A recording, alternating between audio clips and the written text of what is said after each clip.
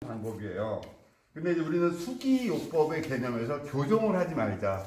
교정이라는 것은 분명히 데미지가 있다. 데미지라는 것은 고객의 데미지가 있는 게 아니라 고객의 컴플레인을, 불만을 내가 받았을 때 내가 해결할 수 있는 능력이 없기 때문에 여러분들이 교정을 하지 말고 수기요법으로 교정의 효과를 볼 수 있는 방법을 찾자 이겁니다.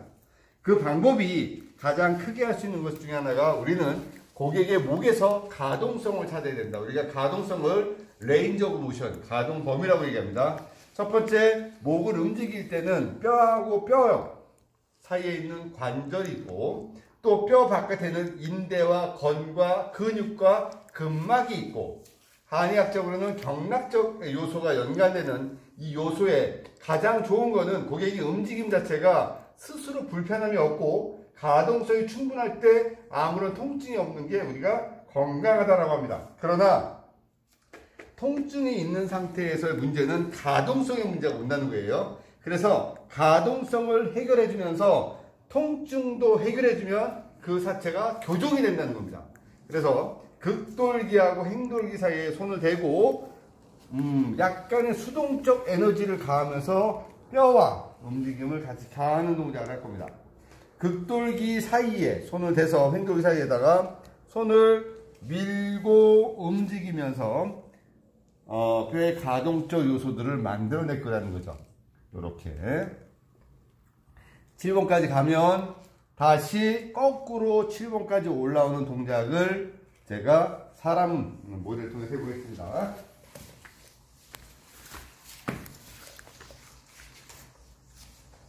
가운데 손가락으로 극돌기하고 행돌기 사이에 굳어있거나 통증이 있는데 먼저 확인합니다. 자, 여기 아프시죠? 네.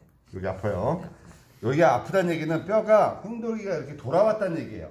그래서 얘를 밀어줘야 되는데 일반적인 교정의 개념은 제가 영상에는 안 찍어줍니다. 여러분들이 문제가 생기니까 수기요법으로 교정하는 방법을 찾습니다.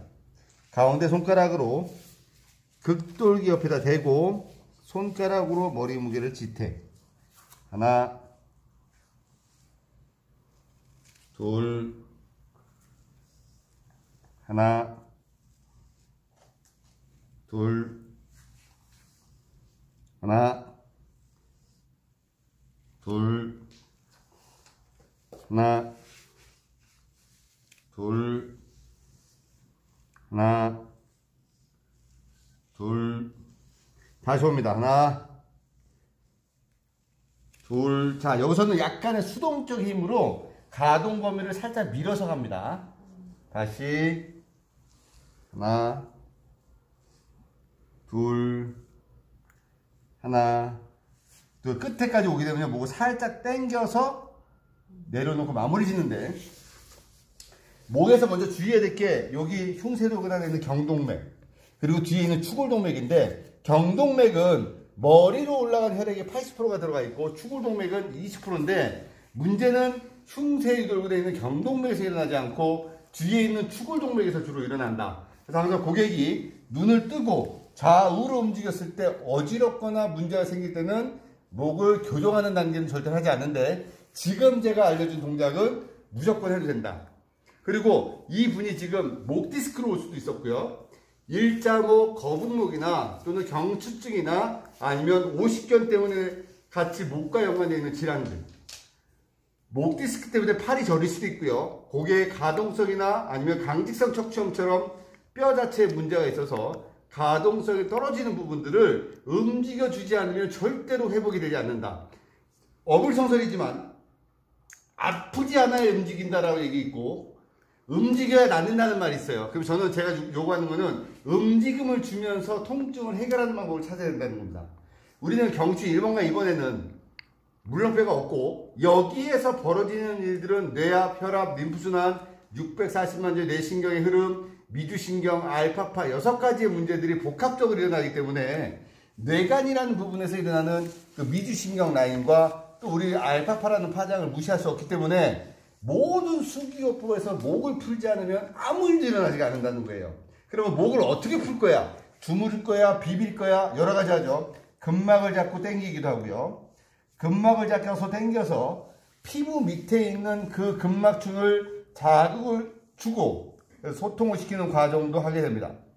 가동성을 주지 않으면서 근막을 풀어내는 동작도 가미할 수 있고, 좌우로 움직이는 가동성과 뼈를 움직여주고요. 또 이렇게 아틀라스 베개 같은 걸 대서 정확하게 경추 1번과 2번 라인에 정확하게 얹어지게 해놓고, 여기서부터 일어나는 림프의 소통부터 뇌와 혈압, 림프순환까지 만들어 놓으면 일단 목에 가장 큰 문제가 해결됩니다. 물론 이 상태로 놓고 목만 가지고 얘기하는 부분이 있지만, 두피와 그 다음에 목과 연관되어 있는 이 모든 부분에 있는 근막을 풀어줘야 되기 때문에 이 상태로 측두근도 풀고, 그리고 백회 라인도 풀고, 머리 부분에 있는 첫 번째 근막들을 풀어서 목과 연관되어 있는 부분들을 소통시키는 겁니다. 그러니까 결국 여러분들이 목을 치료를 못하는 이유 중에 하나가 뭐냐면, 목에 대한 완벽한 이해가 일단 떨어지더라. 두 번째, 머리라는 부분과 경추하고 연결되는 경추 1번과 2번의 이 연결 요소를 여러분들이 이해하지 못하더라. 또 하나는 근방추의 개념에서 엉덩이에는 그람당 0.8개라고 하지만 목에는 36개라고 표현되는 많이 풀어줘야 되는 개념도 이해를 못하더라. 또 하나는 목에 연관되어 있는 횡격막의 시스템이 내장기를 통해서 치유 반응이 일어난다는 그 엄청난 과정을 여러분들이 무시하고 있더라. 또 목을 통해서 우리 몸에서 알고 있는 여러 가지 신경적 레벨의 스타트점을 이해하지 못하더라.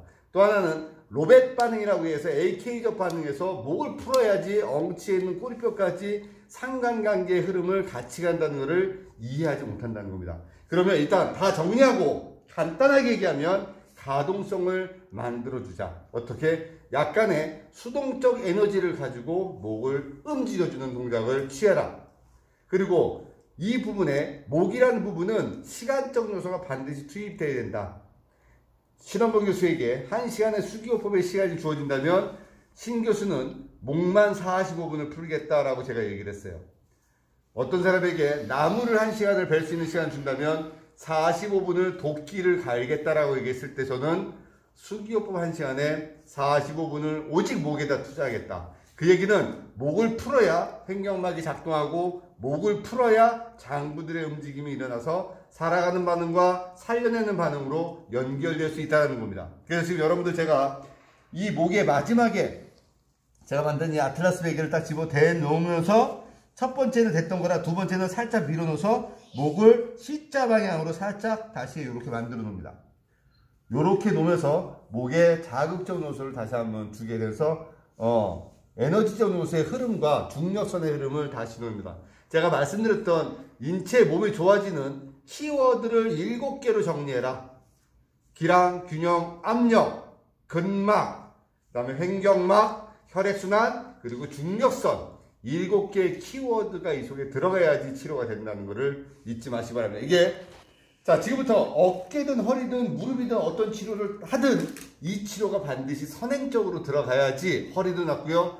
이것 때문에 어깨도 낫고요. 이것 때문에 허리도 낫고요. 이것 때문에 골반도 잡힌다는 거예요. 그래서 지금 제가 목을 만진 거는 목이 아파서가 뿐만이 아니라 인체를 열어주는 첫 번째 관문이라고 생각하시면 되겠다 이겁니다. 자, 영상 끊으세요.